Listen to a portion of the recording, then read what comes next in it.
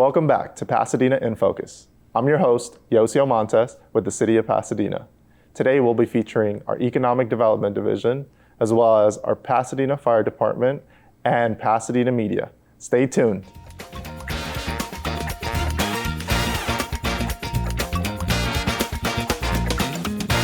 It's Pasadena In Focus.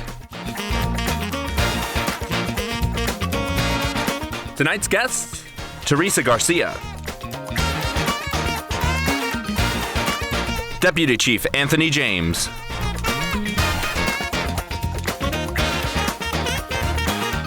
Jasiri Jenkins-Glenn.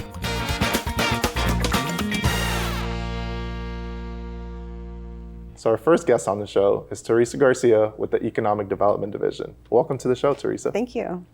All right, well, let's dive right into it. What is economic development? And for people that may not know what it is, share a little bit about that with us today. Sure.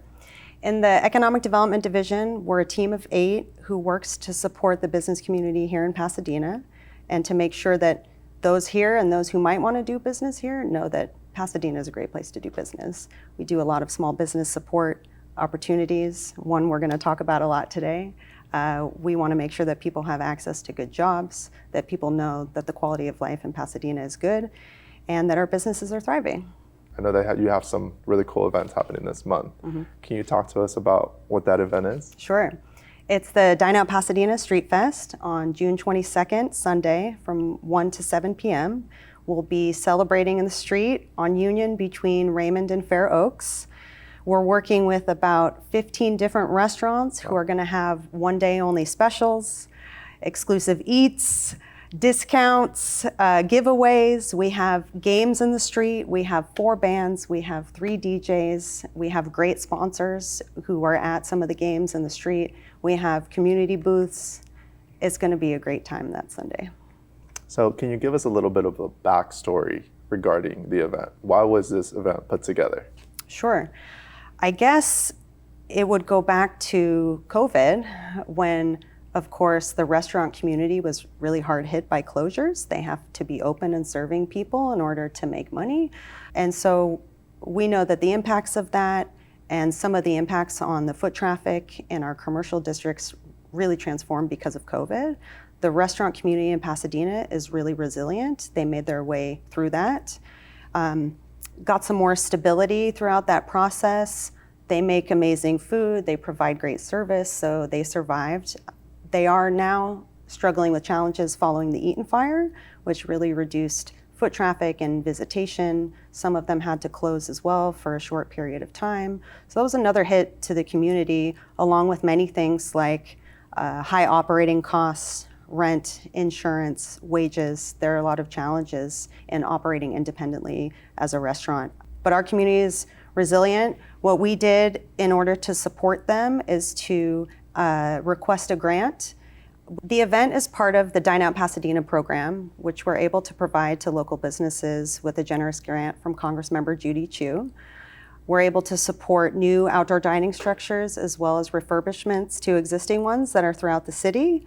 And right now, we're very close, maybe just a couple days away of completing 11 projects in Old Pasadena on Raymond and Union. So this event is the culmination of the pilot round of that grant program, where we'll cut the ribbon on the new dining structures. We'll hear special remarks from Congressmember Judy Chu and Mayor Gordo and our generous supporter, Dine Brands Global.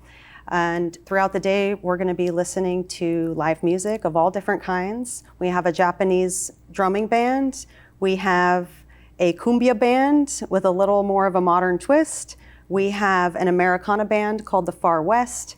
And we'll be closing the evening with a group called Deluxe, based out of Los Angeles. Very fun electronic music. So can you tell me what type of food is going to be there? Is it going to be pizza or what other foods are going to be there? There's a lot of great food available. Union, Pearl, The Blind Donkey, Pez Coastal Kitchen, Chato Tea Room, Bodegon 69, Osawa, if I didn't say it already, Pie and Burger Food Truck, La Michoacana Food Truck. There's a lot of fast casual options on that block as well. So Grill is great Korean barbecue. Cafe Santorini, lots of great Greek food.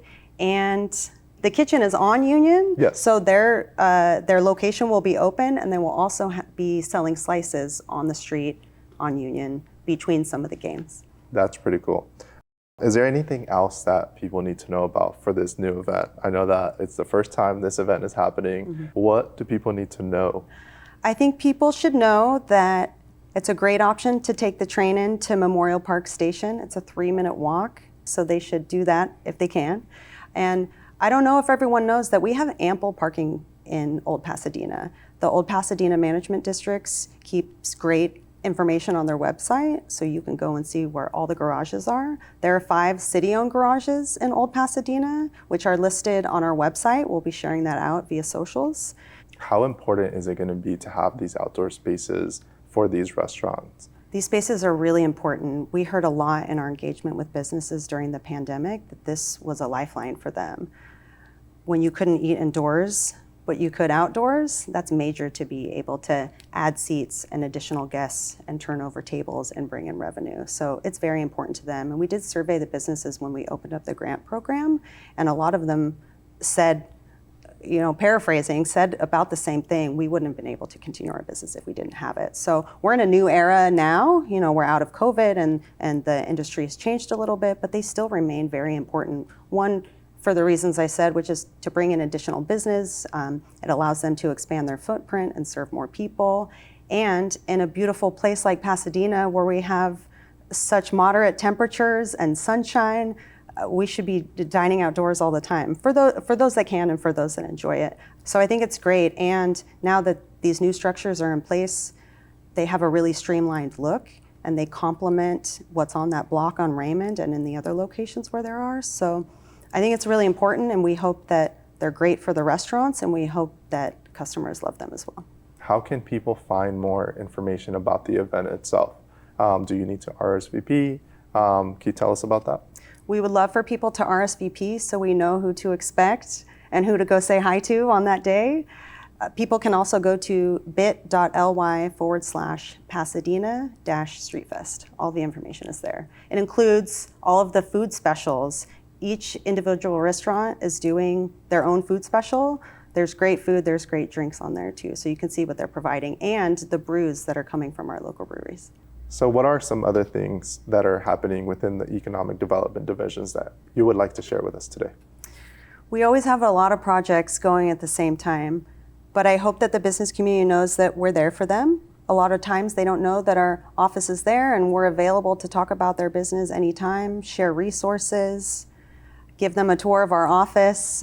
We also really enjoy going out to the businesses as well. It's a great way to learn more hands-on, in a more hands-on way, what they do and what we can offer. So we're available to them. We want to know them. And we do a lot of projects as well that convene different business owners. So coming up in June, we'll be bringing together some real estate professionals to talk about the current office market in Pasadena and in the region.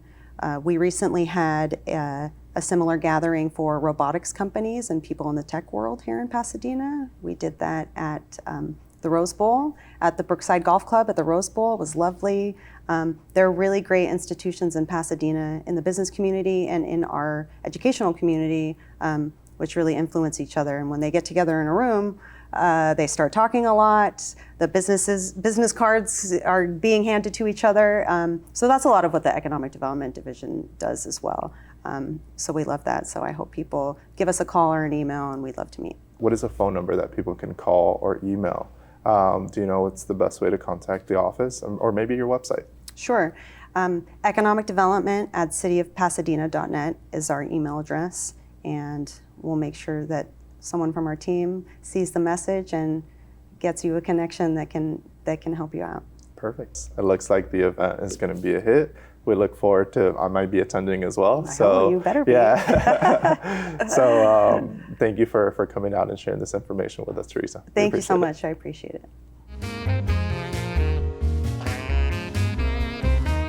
Our next guest on the show is Deputy Anthony James with the Pasadena Fire Department. Welcome to the show, Anthony.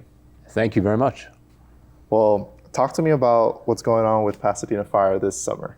What are things that you would like to share with the community? Sure. It's been a very busy summer already.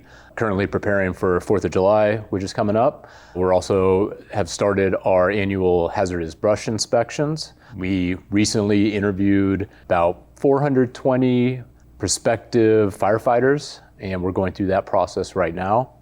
And then we've done some also internal promotion processes as well. Nice. Now that summer's coming up, can you tell us some general tips that residents need to be aware of? How can you stay safe this summer without having an increase of a fire risk? Definitely with our hazardous brush inspections, that's really talks about home hardening and defensible space around the house. But other tips for grilling, be careful with barbecues, use it to, the manufacturer's recommendation or specifications, keep it away from hazardous, combustible materials or dry brush or stuff like that. Other tips for summer as it gets hot, you want to stay hydrated, especially when you exercise. I know people love to go walk around the Rose Bowl. So you want to make sure you bring plenty of water, stay hydrated throughout the day, try to stay cool, pay attention to, the city. If it gets super hot and the city opens up, cooling centers know where they're at. During summer, it gets hot. Recommendations for people that are around pools or around bodies of water? Definitely concerned about potential drowning. So you keep an eye on children, but even friends while you're out enjoying weekends and you're at the pool. Definitely keep an eye on each other. So pool safety, I know recently at the aquatic center did some training, and we had some of our guys there that demonstrated CPR. So we recommend really everybody being familiar with how to perform CPR, but also just be very cognizant and careful around the swimming pool this summer. For sure. There's one thing that you mentioned. What are the brush inspections? How do people get notified? Can you give us some more information about that? Sure. So every year we have a program. It's our hazardous vegetation program. We go out and we inspect residential properties. So it's going to be this year about 4,600 residential properties that we go out, we kind of check for defensible space around the house. So if dead trees we're looking for, or leaf accumulation on the roofs, or any overgrown shrubs around the house, we're really taking a look for that. We make notifications in March, actually. We'll send out mailers to all the residents that are in these zones that are going to be inspected. And then starting May 1st, we start making our way out into the neighborhoods to do these inspections. And I think even though we have 3 months to achieve it, we're already over halfway done at this point. This year was a little interesting because last year we had about 3,900 inspections. And obviously, I said we have 4,600, so we added about 700 more.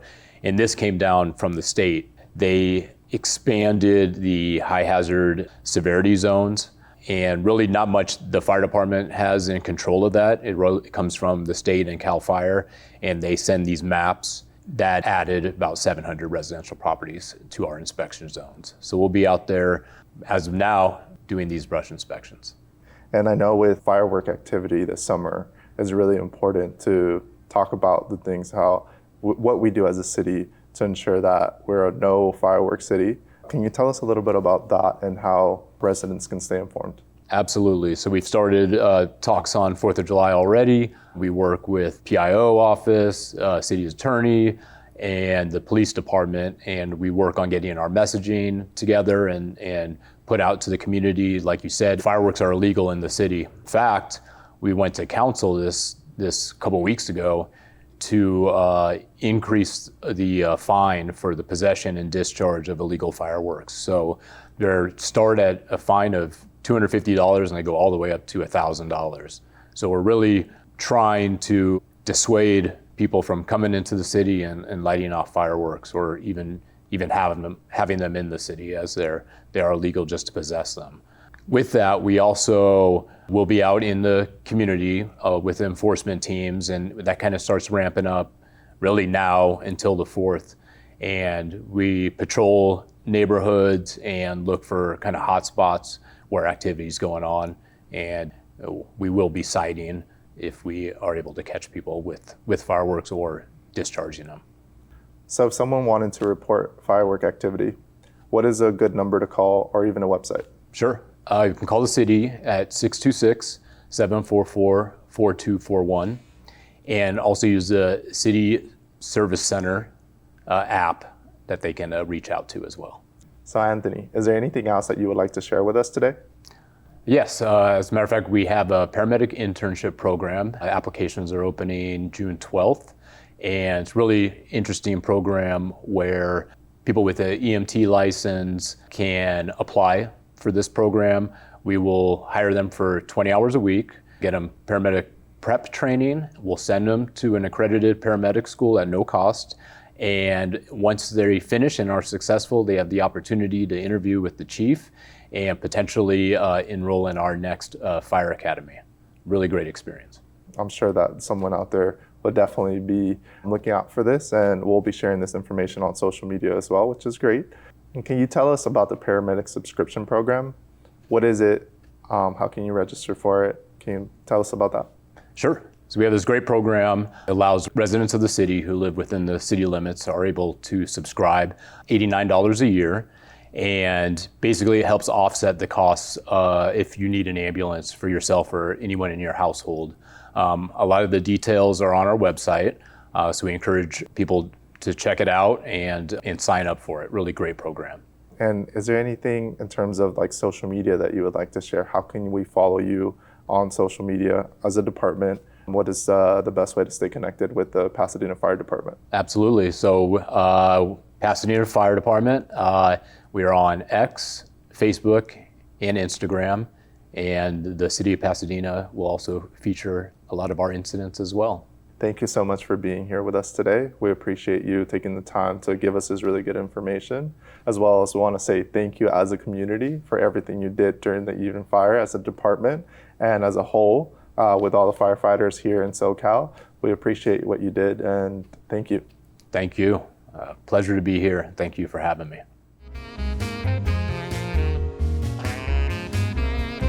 The next guest on our show is Jasiri Jenkins-Glenn with Pasadena Media. Welcome to the show. Thank you. Thanks for having me. So Jasiri, can you tell me about Pasadena Media? Yeah, so Pasadena Media is the local public access television station. We have 4 different channels, 2 of which are going to be our educational access channels. 1 is our government access channel, and the 4th is our community access channel. The KPAS channel, which is going to be the government channel, which is where we're at right now, is completely focused on City of Pasadena activities. So our wonderful production team headed by Bobby Ferguson sends her team out to the city council meetings, any city-related event. All of those things are going to be either covered or live streamed by the Pasadena Media team. And then for the community access, that's the Arroyo channel. And so what we do is we engage the community, whether it be individuals or nonprofits, to come in, get trained up, learn how to use the facilities and the equipment that we have, and then produce their own original content. Awesome. And how important is the role of local government channels? Can you tell me about that? Yeah, public access is so important in general, but I think especially when it comes to the government programming, when we have emergencies or different happenings in the city, it's a great way for people to know, first of all, what's going on, what is important, what they need to know, and providing content that they can trust and they know is coming from the horse's mouth ultimately. I think that's what makes government programming so very important. In terms of programming and other services, what does Pasadena Media provide? So is there additional programs that maybe you can talk to me about? Yeah, absolutely. So as I mentioned, we have 2 education channels. K-Learn, PUSD, and PCC create their own content, and then they send it over to us and we put it on TV for them. KPAS and the Arroyo channel, we actually produce content for those channels in addition to bringing in community members, student interns to learn how to utilize our studios, learn how to utilize our equipment in order to actually create content or support us in creating content. So I'm really excited this summer. We're going to start next week with our second year of doing a internship program with students from Pasadena Unified School District in addition to Occidental College, PCC. And we just got a student who is from Pasadena, but she's actually being educated over in North Carolina. So it's really great. And we even actually get to feature some of our local government officials. Jason Lyon has, council member Jason Lyon has agreed to come and do a presentation and a workshop for the students. So it's just a really great opportunity opportunity for us to not only engage the community, but also teach them something that's so important and then offer them an opportunity to have a voice. Yes. I think that that's the most pivotal thing about Pasadena Media and what we offer is that there's a place for folks' voice to be shared in a way that they don't really, that it's not hampered. Yes, definitely. Yeah. Talk to me also about your podcast. That's a really cool, like, new trendy thing. Mm-hmm. So can anyone come out to record on your podcast studio? Yeah. So we do have a main studio, which we're in right now, which is really great. But we also do have a podcast studio. And what's really amazing about it is it's nice and small and it's easy to get in. Most people are shooting their podcast at home in a corner of their garage or in their bedroom or something. And, sometimes you just want to take it up a notch. And so we do offer really reasonable rates here for Pasadena residents, and we're one of the few local access stations nationwide that offer membership to people who are also non-residents in the city. So we have access here. We're all about access. Yeah. That's great. And if there's anything else that you would like to share with Pasadena residents or anyone that's visiting Pasadena about Pasadena Media, what would you say to them? Yeah, I would say that our classes are free, so come on out. We offer classes once a month, and there's predominantly on the weekend or the evenings because we know that people work. We are working right now to get grants to just get better equipment, provide more opportunities for our youth specifically. I think focusing on youth that are very young. Right now we have quite a few programs for our high school and college age students, but getting those middle schoolers, even introducing the elementary school students to cameras and equipment can really be a game changer. And one thing that I'll say is Pasadena is so rich in programs and schools. So if you are an artist in the city, this is a great opportunity to just kind of get experience for free and then create your pipeline to PCC if you decide to go that route in their film and media department, or to Art Center, which is a world-renowned, university or college.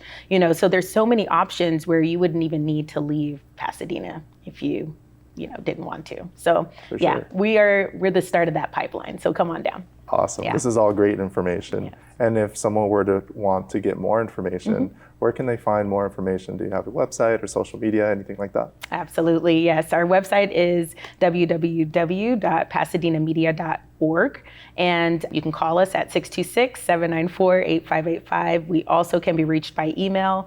You can email us at info@pasadenamedia.org. So where can people watch your Pasadena Media shows? Yeah. So Pasadena Media, as I mentioned, programs 4 different channels. So we are found in Pasadena on Charter Spectrum.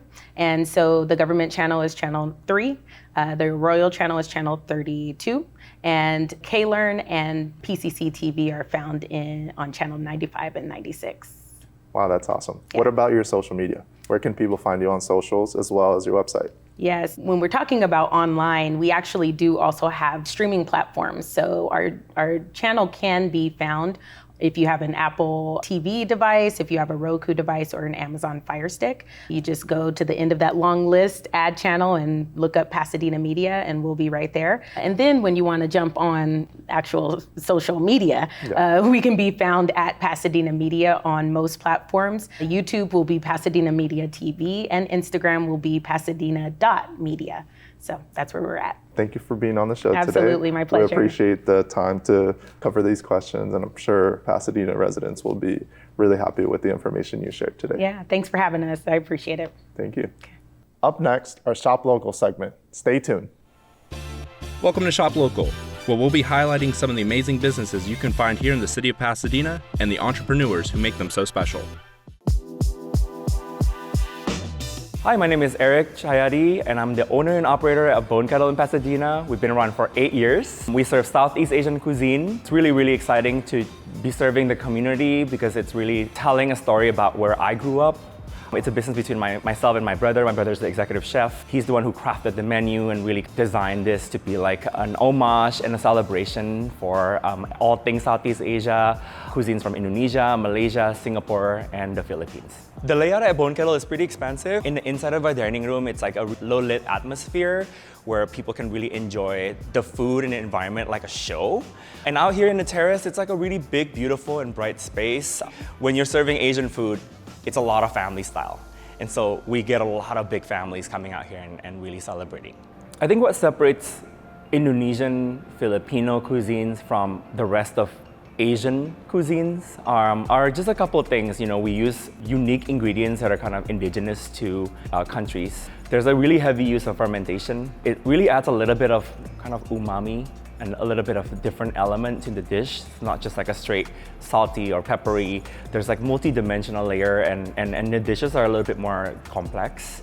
And what I love about some of the dishes that we serve is that we incorporate, because my brother, Chef Erwin, has a background in French and Italian cooking, and really kind of mixing the styles together, taking inspirations and ingredients of Southeast Asia and really kind of interpret it for like a new and fresh execution. That's really what separates us. A dish that I think would be a really great example for our fusion of style is our rendang carbonara. It's a fresh take on a carbonara. We infuse that with short rib rendang. Rendang is like a national dish in Indonesia. It's like a slow cooked meat dish. When we celebrate, come together as a family, we eat rendang, and that's like a huge tradition for us. Merging it together with like a comforty, a little bit of cheese, some egg, the creaminess of it, and that is like a special dish. Another dish that's really special that is a quintessential Bone Kettle is our nasi goreng. We use terasi, which is a fermented shrimp paste, in the fried rice, and that really differentiates a regular fried rice from an Indonesian fried rice, and that's like a signature dish for us. With the last 8 years happening so many changes, we went through COVID, we went through the fire, we went through so many different obstacles. I think what really keeps us here is just like this beautiful space that has been such a goal. When I grew up, I actually used to take the bus to Pasadena, and we used to window shop. As a child of immigrant, and as an immigrant myself, we were able to just afford just window shopping. And so for me to be out in Pasadena was always been like a business goal for me to have a space here. It's like a metaphor of just making it and really kind of manifesting my success. Working along my side, my family, and really kind of having this beautiful space where we can host our friends, our customers, has really kept us going. And so that's really been inspiring for us.